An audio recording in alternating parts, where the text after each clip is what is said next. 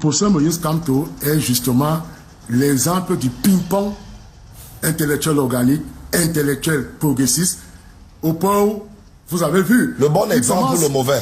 Attendez, je s'explique, monsieur Jacques. Il est d'abord intelligent, qu'on peut le rapporter du pouvoir. Il est nommé vice-doyen en Gaoundéré, c'est-à-dire qu'il était doyen par intérim, puisque le véritable doyen n'y était pas. Il a après, justement, l'affaire de Bakassi, où il est associé, pas par la volonté des Camerounais, je vous révèle aussi la vérité, par la volonté d'un Français qui s'appelle Alain Pellet. C'est lui qui, dans ce dossier, demande que Kamto y soit associé. Ce n'est pas une volonté, parce que j'ai suivi beaucoup de choses. En raison de son expertise, plus de questions de frontières maritimes. Parce que le professeur Maurice Kamto est dans son option, j'allais dire, principielle, il est internationaliste.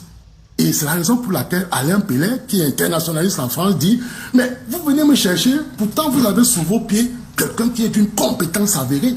C'est mieux, l'idéal serait justement de l'associer. » Et il est avocat?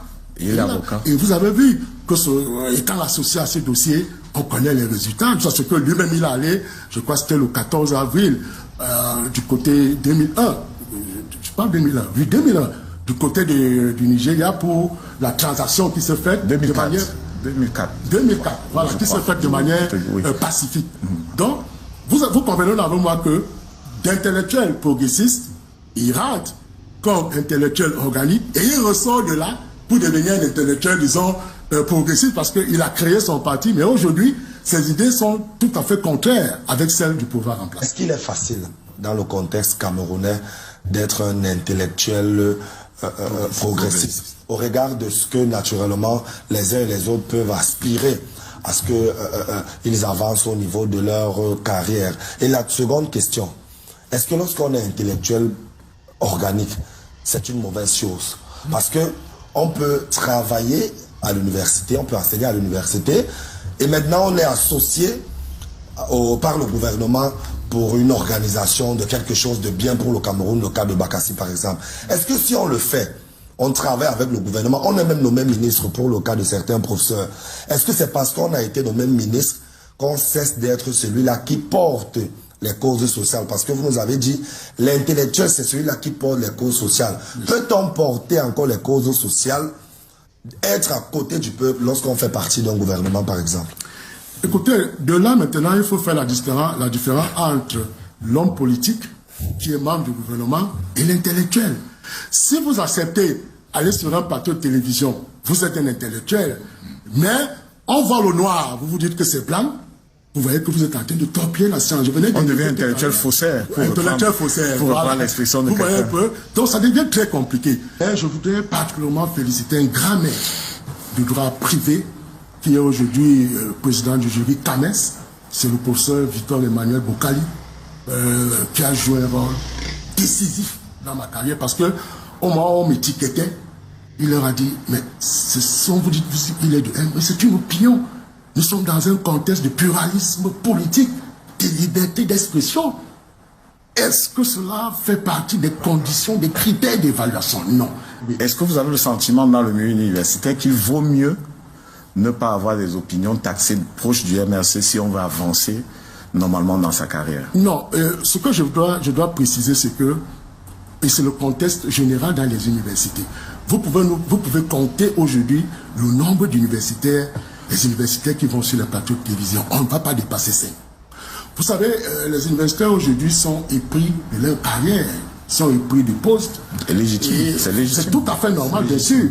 C'est pour la raison pour laquelle vous voyez beaucoup s'abstiennent de venir sur nous. Oh, nous avons des intelligences sur des sujets comme de l'heure, sur les sujets économiques, les sujets qui touchent notre sécurité au niveau du Nord et Sud-Est. Il y a des articles dessus que si ces articles sont exploités, on pourrait avoir des solutions à ces problèmes-là. Mais ce que je voulais simplement relever, c'est que dans un contexte de pluralisme politique, on devait laisser la liberté d'expression. C'est aussi un élément fondamental de la démocratie. Je voulais vous dire, c'est vrai, dans la liberté d'expression, il y a aussi la liberté de se taire. C'est la raison pour laquelle moi aussi j'ai choisi à un moment donné de me taire. Alors, comment on identifie des thèses proches de MRC ou d'un autre parti d'opposition? Je cite MRC parce que vous l'avez cité. Oui. Comment on réussit à à identifier les opinions proches du MRC. Comment ça se dresse? Comment le tableau se fait? Écoutez, moi je fais une émission dans une chaîne concurrente où je fais un témoignage du professeur Roger Gabriel Lep, de regretter mes mémoires. Il nous dit à l'amphi, et c'est un témoignage pour tous les étudiants qu'il a eu avant qu'il ne décède en 2001 à la suite d'un accident de la circulation vers Edia. Professeur, tu es faible, tu ne connais rien. Il sourit. Oui. Il y a des étudiants qui ont osé dire ça. Oui, nous on était les juges de forme. Ah, ok, d'accord. Ouais. Il secoue ses bretelles et il nous dit, mes chers amis, au Cameroun, il n'y a une seule personne, un seul agrégé qui puisse nous dire, et il me parle à l'un au conditionnel, pourriez-vous changer votre position? On lui dit, c'est qui? Il dit le professeur Maurice Kamto. Nous sommes abasourdis, on lui dit, mais quoi? Mais le grand maître que nous connaissons, c'est le professeur Joseph Ona, aussi de regretter de voir. Il est parlé la main pour dire, on lui dit, quand tu peux. C'est son opinion. Oui, c'est son opinion. C'est son opinion.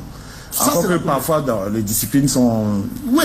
Non, vous me corrigerez si je me trompe. C'est davantage le droit administratif, le droit constitutionnel.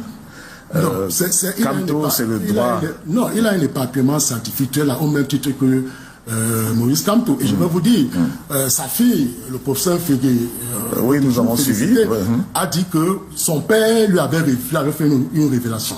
Qu'il y a 2 de ses enfants qui étaient percutants scientifiquement. Alain Olinga et Maurice Kamto. Comment tu peux aussi regarder une vidéo sans t'abonner? Abonne-toi! Surtout clique sur la cloche de notification. Ça, c'est la page de Buzz. Si tu veux être au courant des buzz et toutes les actualités au 237, abonne-toi et clique sur la cloche de notification. Partage aussi pour m'encourager. Surtout, si tu as quelque chose à dire, papa, lâche un commentaire.